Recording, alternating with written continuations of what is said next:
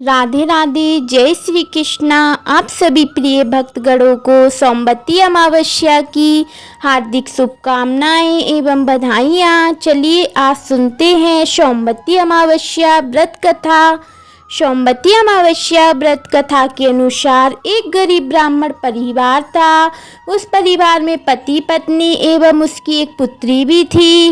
उनकी पुत्री समय के गुजरने के साथ साथ धीरे धीरे बड़ी होने लगी। उस पुत्री में बढ़ती उम्र के साथ सभी स्त्रियोचित सागुण का विकास हो रहा था। वह कन्या सुंदर, संस्कारवान एवं गुणवान थी, परंतु गरीब होने के कारण उसका विवाह नहीं हो पा रहा था।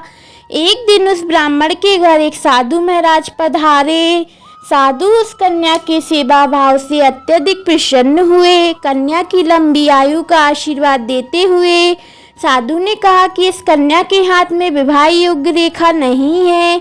तब ब्राह्मण दंपत्ति ने साधु से इसका उपाय पूछा। कन्या ऐसा क्या करे उसके हाथ में विवाह योग्य रेखा बन जाए।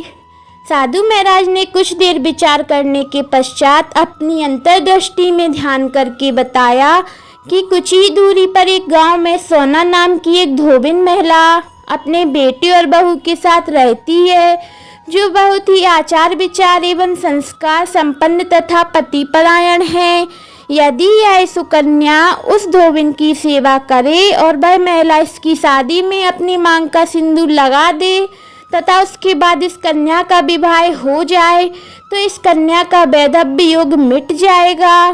साधु ने यह बात भी बताया कि वह महिला कहीं बाहर आती जाती नहीं है। यह बात सुनकर ब्राह्मणी ने अपनी बेटी धोबिन की सेवा का प्रस्ताव रखा। अगले दिन से ही कन्या प्रातः काल ही उठकर सोना धोबिन के घर जाकर साफ सफाई एवं अन्य सारे कार्य करके अपने घर वापस आने लगी।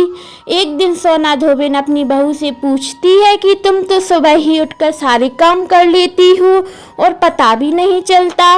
बहू ने कहा, माँ जी मैंने तो सोचा कि आप ही उठकर सारे काम खुद ही खत्म कर लेती हो, मैं तो देर से उठती हूँ। यह सब जानकर दोनों सास बहू घर की निगरानी करने लगी कि कौन है जो सुबह से ही घर का सारा काम करके चला जाता है। कई दिनों के बाद धोबिन ने देखा कि एक कन्या मुंह ढके अंधेरे में घर में आती है और सारे काम करने के बाद चली जाती है। जब वह जाने लगी तो सोना धोबिन उसके पैरों पर गिर पड़ी। पूछने लगी कि आप कौन हैं और इस तरह छुपकर मेरे घर की चाकरी क्यों करती हैं। तब कन्या ने साधु द्वारा कही बात सारी बताई। सोना धोबिन पति परायण थी अतः उसमें तेज था, वह तैयार हो गई। सोना धोबिन के पति थोड़ा आश्वस्त थे। उसने अपनी बहू अपने बेटे लौट आने तक का घर पर ही रहने को कहा।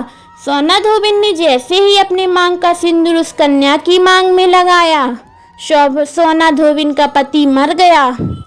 उसे उस बात का पता चल गया जब वह घर से निराजल ही चली थी। यह सोचकर कि रास्ते में कहीं पीपल का पेड़ मिलेगा तो उसे भावरी देकर और उसकी परिक्रमा करके ही जल ग्रहण करेगी। उस दिन सोमवती अमावस्या थी। ब्राह्मण के गले मिले पुए पकवान की जगह उसने ईंट के टुकड़ों से 108 बार भावरी देकर 108 बार पीपल के पेड़ की परिक्रमा की और उसके बाद जल ग्रहण किया। ऐसा करते ही उसका पति के मृत शरीर में वापस जान आ गई। धोबिन का पति फिर से जीवित हो गया।